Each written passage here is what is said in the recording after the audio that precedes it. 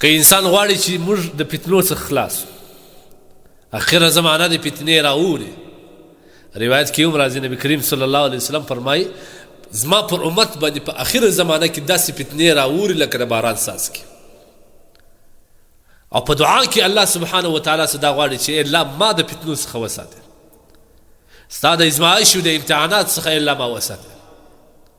نو کوم کس که غواړي چې د فتنو څخه ځان محفوظه کړي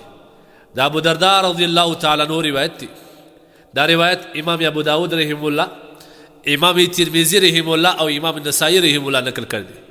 چې کوم کس د سوره کهف اول لس آیات یاد کړي او بیا تلاوت یې الله سبحانه وتعالی به د هر قسم سخت فتنې څخه د حفاظت وکړي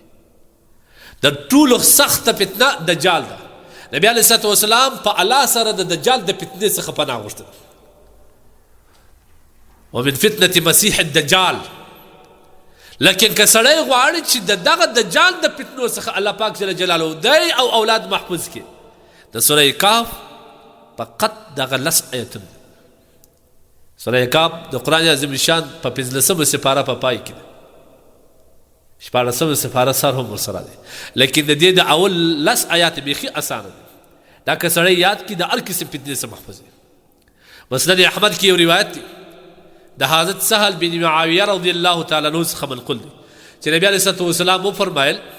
څوک کوم کس چې د سوره کهف اول لس او آخر لس آیتونه وایي الله سبحانه وتعالی به د ځمکې څخه د اسمان پورې یو نور جوړ کړي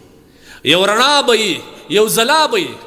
دغه نور او دغه رڼا او دغه ځلا به د قیامت په ورځ د ده دپاره یو قسم چراغ وي قرآن کې الله وایي نورهم یسعى بین ایدیهم د هغه انسانان به د قیامت ورځ مسلمانان به د خپل مخ او د ایمان په رڼا کې روانې لار به پیدا کوي کافران چې په پسې سي د دوی په رڼا کافر خپل رڼا نه لري د دوی په رڼا کې چې په پسې سي بیا به الله سبحانه وتعالی یو دم په دې تاریکۍ راوړي ګمراهي لاندې درب په یو کنده کې به ونیسي لیکن که سړی غواړي چې د قیامت په ورځ د ایمان نور زیات کړي هغه د سوره کهف اول لس او اخرنی لس آیتونه خامخا تلاوت نبی علیه الصلاه والسلام فرمایي که سړی د جمعې په ورځ باندې د سوره کهف تلاوت وکړي دا کوي خاص کار د جمعې لمانځه وروسته فقط یو پاو وخت غواړي که سړی د جمعې په ورځ باندې د جمعې د لمانځه وروسته د سوره کهف تلاوت وکړي یو خو الله دا انعام ورکوي چې د هرې فتنې څخه به د حفاظت وکړي دویم دا چې الله سبحانه وتعالی د دغه جمعې څخه د بلې جمعې څخه در دې جمعې پر څه ګناوې کړي الله ټول معافي صغیره ګناه کبیره ګناه په توبه معافي او الله سبحانه وتعالی چې کومه ورځ د جمعې په ورځ د سوره کهف وویلي تلاوت یې کړي در بلې جمعې ورځ پورې په 8 ورځ کې الله چې هر قسم سخته فتنه په دې وخت کې پر امت راولي دی به محفوظ وي سبحان الله چې هر څومره خطرناک ازمایش او فتنه راځي الله سبحانه وتعالی به دته نجات ورکړي دا هغه صورت دی چې د دې صورت د نازلېدو په وخت کې یا د دې د صورت د نازلېدو سره 80,000 فرشتې راغلي دي سبحان الله ما د ټول قرآن سره تعلق جوړ کړي قرآن د نجات دی قرآن د رزق سبب دی قرآن د زړه سکون دی قرآن د معاشرې د اصلاح ذریعه ده قرآن د کور کې او فامیل کې د خوشحالۍ لویه ذریعه ده